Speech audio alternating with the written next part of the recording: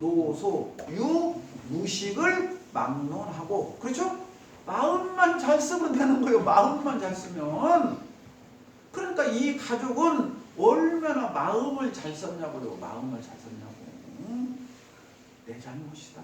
며느라 내 잘못이다. 이 시아버지의 이 말씀 한마디에 며느리 마음이 얼마나 포근해지고, 그죠? 앞으로 내가 시집 잘 왔다. 이 집 식구들은 바보 멍충이들만 있구만. 내가 내 맘대로 되겠구만 라고 마음먹을 며느리는 없다고. 정신이 이상이 아니면. 그렇잖아요? 이렇게 훌륭하신 시아버지 시어머니, 그죠? 남편한테 내가 더 정성을 쏟아야겠다. 다음부터 이 실수를 줄여야겠다. 이게 인간이 갖는 착한 마음 아닙니까? 원래 가지고 있는 마음. 그러니까 우리가 이런 마음들을 서로 가족 구성원들에게 가져야 사랑의 씨앗이 싹트는 것이지. 한 사람 사랑의 씨앗을 싹트게 하고 나머지 사람들의 싹을 못하게 하면, 매운자님께서 그 말씀을 하셨어요. 이 씨앗이 아무리 좋은 성능을 가지고 있는 씨앗이라도, 그렇죠?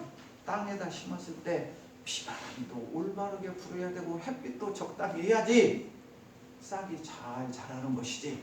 날마다 비만 와버려도 씨앗이 썩어버리고 날마다 해만 타도 씨앗이 안 자라고. 알아듣겠죠? 그러니까 모든 것이 조화를 이루어야 균형이 되어야 된다.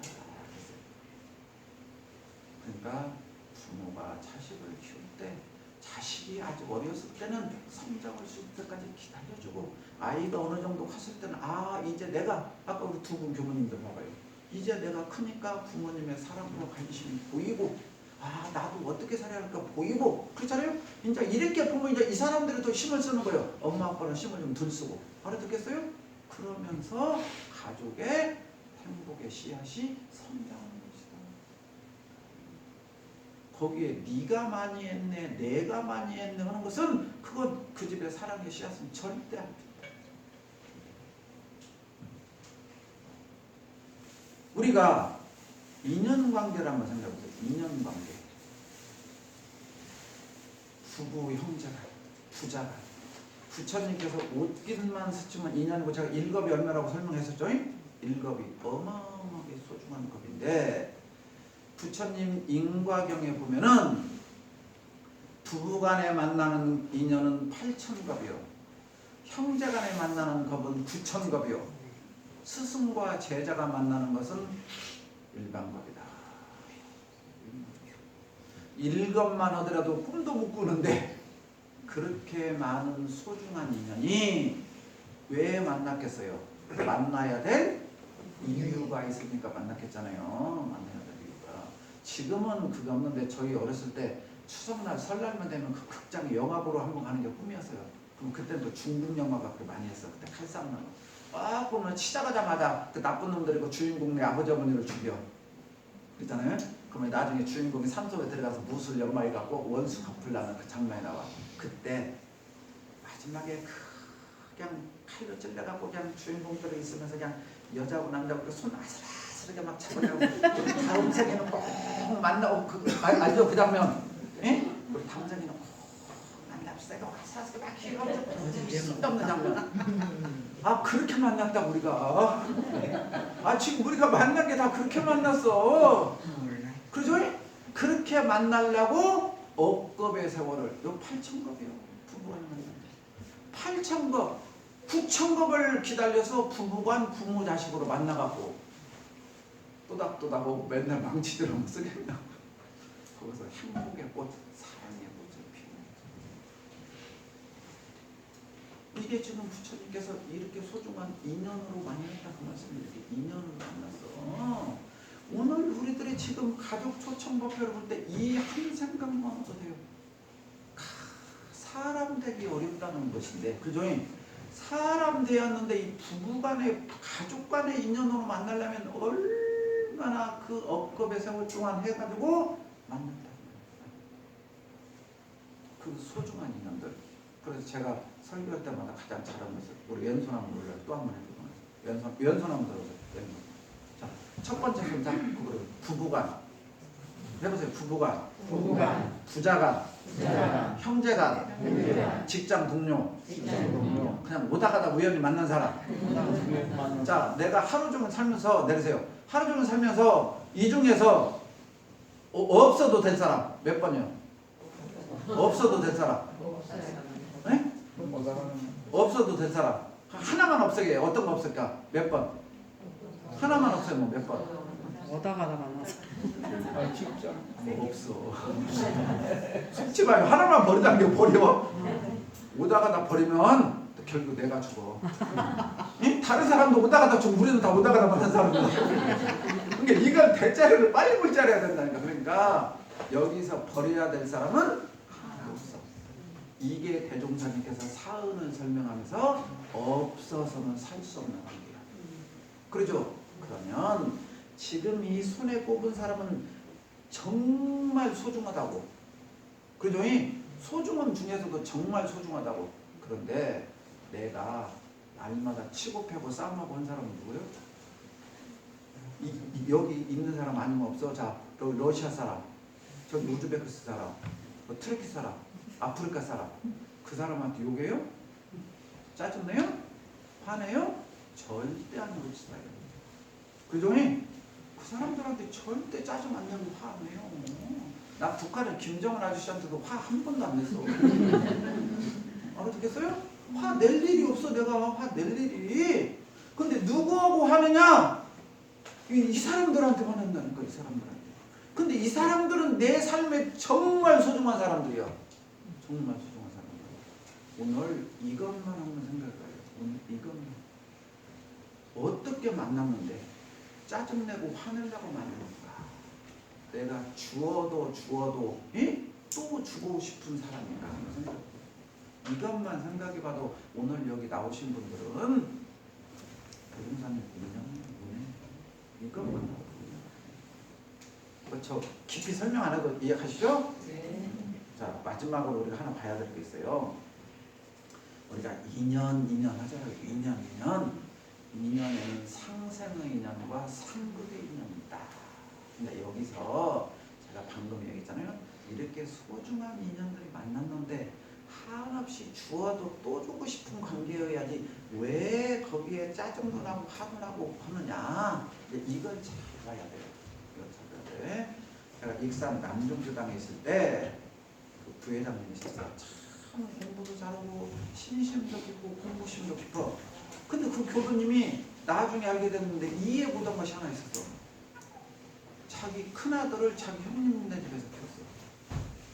자기 큰아들을 집도 잘 살고 남편이 교수고 있잖아요. 아주 경제력도 좋고.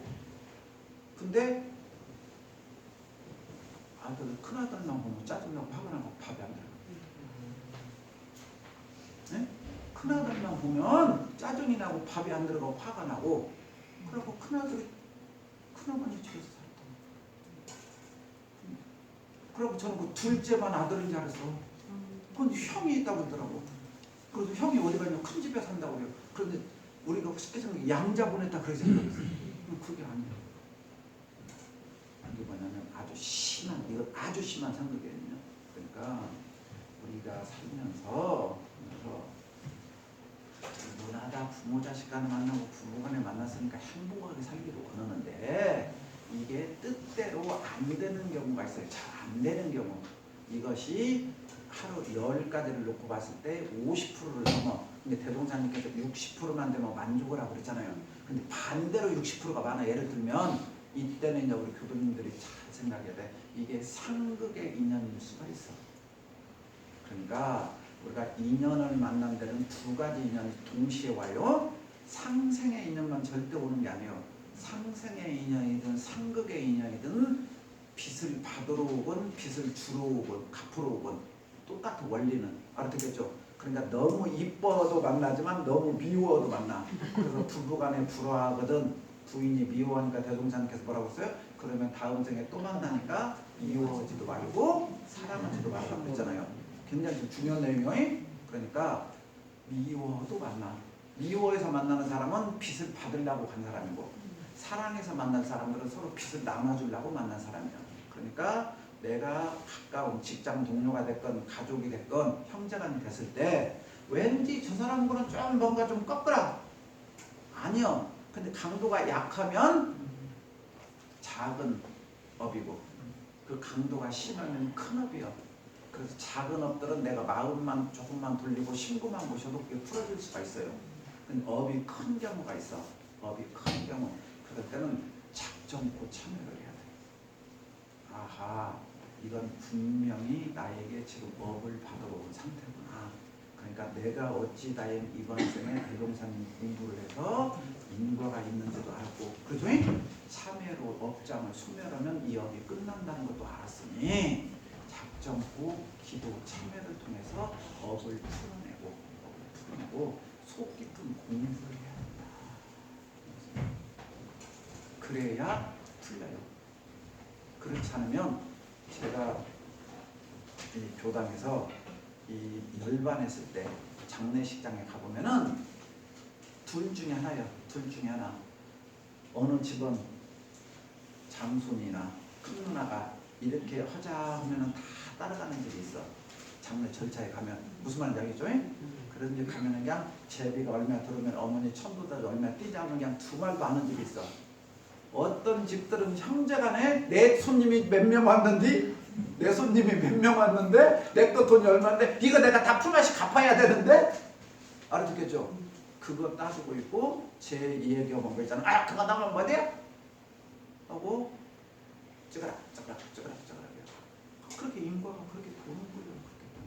그런 인연들은 다음에 만나면 또 그렇게 도는 거예요. 알아듣겠죠? 이게 제가 보니까 반반이요. 상생의 인연으로 풀어가는 집안과 상급의 인연으로 풀어가는 집이 반반이에요. 이 자리에 있는 우리들은 대종사님의 법을 공부하고 생멸 없는 도와 인과보응의 이치를 배우고 대종사님께서 이원법회를 강조하고 오늘 추천법회 하자는 것도 그 말이에요. 온 가족이 함께 신앙하면서 생멸 없는 도와 인과보응의 이치가 이렇게 소소영령함을 알아서 그죠? 잘 되는 것은 한없이 잘 되자고 잘못되는 것들은 우리가 어떻게 노력해서 이 업장을 소멸하고 세세생생 복락을 누릴 수 있을 것인가.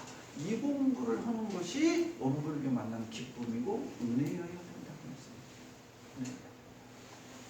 그러니까 오늘 우리들은 이제 이 법회만 갖고 예에서 좀 자세하게 설명을 해드렸는데 원래 저는 딱 끝나는 시간이 있어요. 그래서 제가 설교도 마지막에 이렇게 들었어요.